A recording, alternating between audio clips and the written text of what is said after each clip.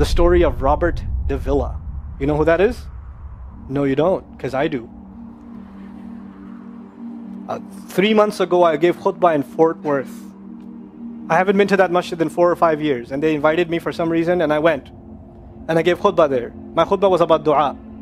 An Egyptian fellow comes up to me, a young man came up to me afterwards, he goes, Allah fulfilled my dua today. And I said, what's your dua? He said, my dua was that Nu'man Ali Khan should meet Robert de Villa. I was like, are you Robert de Villa? He goes, nope, I am not Robert de Villa. Robert de Villa is my friend. But I think Allah is fulfilling my dua. I was like, fire away, I want to know. Robert de Villa is a young man who lives in a town 40 minutes past Fort Worth. He was a farmer, young guy. And he was hit with some sort of genetic disorder that kicked in later on in his life, and he became paralyzed from the neck down. And he lives in a nursing home. Most people in that nursing home are 90 years, 100 years. They're really, really old people. And then there's, his room where he's paralyzed neck down. He's the only 30-something-year-old that is in the nursing home, okay? And he's been in that nursing home for the last 10 years. His family got a computer for him that's voice activated, so he can give voice commands, put a headphone on and Google stuff and search stuff so he can surf the web and find information. In his room, and by the way, staunch Christian family, the minister comes and prays for him every week and things like that. And his best friend was in the bed next to him. One of his best friends. He became best friends because he met him at the nursing home. This person was also paralyzed and he needed a new liver. Okay? A liver transplant. He was waiting for a liver transplant. And they used to talk about, God and things like that all the time. They were good friends. Finally, his best friend got a call that there's a donor available for the liver. So he's so excited. He goes, Robert, I'm going to miss you, but I'm going. I've got a donor. So they take his friend and they go into the operation, and his friend died at the operating table. Now his friend, who's also a Christian, the deceased friend, his sister, took one of the amulets of his friend, a crucifix, and she gave it as a gift to Robert. This is a reminder of your old buddy. So he hung it on the side of his hospital bed. Robert de Villa lives a pretty decent life in there. The nurses take care of him. He's a happy guy. And one day he goes to sleep and he sees a man in his dream. That man says his name is Muhammad. And he says, pointing at the crucifix, God did not send messengers so they would worship the messengers. God sent messengers so you could worship God. And Jesus was just a man. He walked in the markets and he ate food. He walked in the markets and he ate food, and the dream stopped. He only knows that Jesus was just a man. He knows there's a man named Muhammad that said that to him. He said that messengers came so people could worship God and not the messengers. This is all he knows. So he starts Googling Muhammad. He finds Islam. He takes Shahada.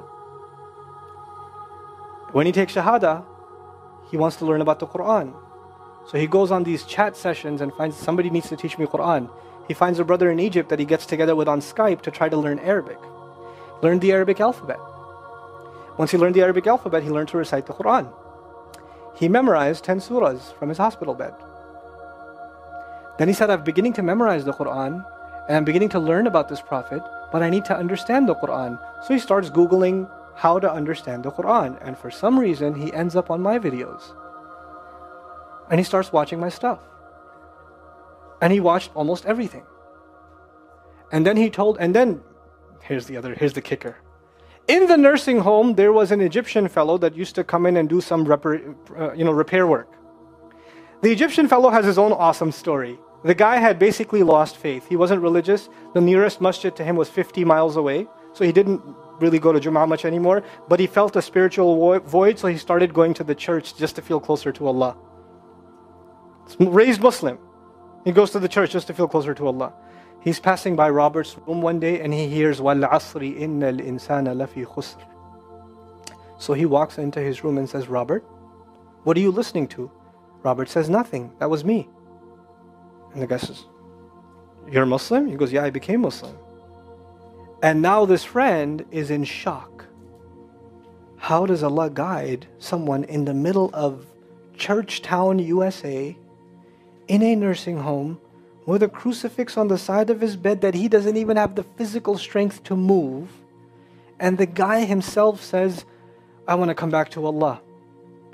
So he tells him about his, the friend he found online, Norman Ali Khan. So the Egyptian fellow starts watching my videos. And then he says, I wish I could meet him one day. And he says, okay, I'll pray for you. And after 5 years, that Egyptian friend shows up at the same masjid that I haven't been to in 4 years. And after Jum'ah says, I think Allah wants to fulfill my friend's dua and my dua. So I said, I think He does. Let's go. So I took a few of us and we went. And we met with Robert. We had a beautiful conversation with him. And inshallah, for Eid, we're going to go to his nursing home again. The nursing home was pretty shocked. You're all here to meet Robert? I was like, yep. Why do you want to meet him? He's an inspiration. I'm like, okay, let me check if we can. And they had to call the hospice administrator and all this stuff. And then eventually let us in. And Robert's in shock. And then I meet with Robert, we're talking, and I was like, hey Robert, so I heard you memorize some surahs. He says, yeah. Can you recite one for me? So he recited Surah Al-Asr. Not one of us was not crying. We're just in tears. When somebody turns to Allah, don't worry about the means. Guidance will come. Balance will come. I want to tell you some more about Robert because young guys are here. Young guys that play basketball. Young guys that are healthy. Young guys that have ambition. I told you what's his paralysis, from where to where? Neck down. He has a special wheelchair that has to hold pretty much every part of his body in place. He can't just sit in a wheelchair. It holds his neck and it holds every other part of his body in place because he has no control over his limbs.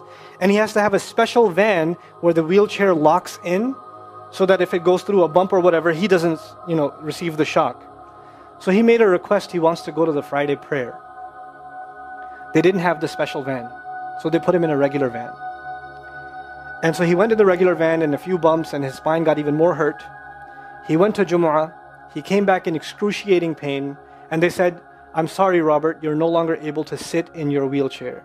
You're going to have to stay in your bed for the next 6 months at least. If you see recovery, then you can get back up again.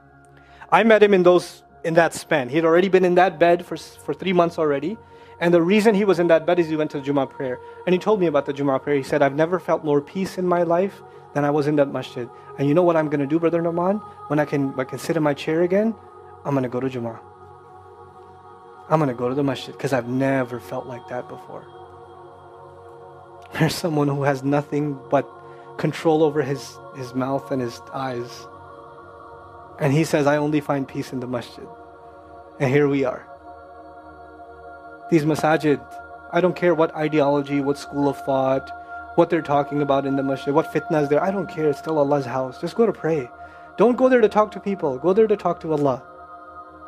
Just go to talk to Allah. You're just going for you and Allah. That's it. That's it. Other things will come, but you're not going for them. You're just going there to find peace. You'll become different people. If Allah can guide Robert de Villa, Allah guide everybody. And then he said, sometimes I wonder why Allah put me in this position. And then I say to myself, what am I kidding? Allah has given me so much.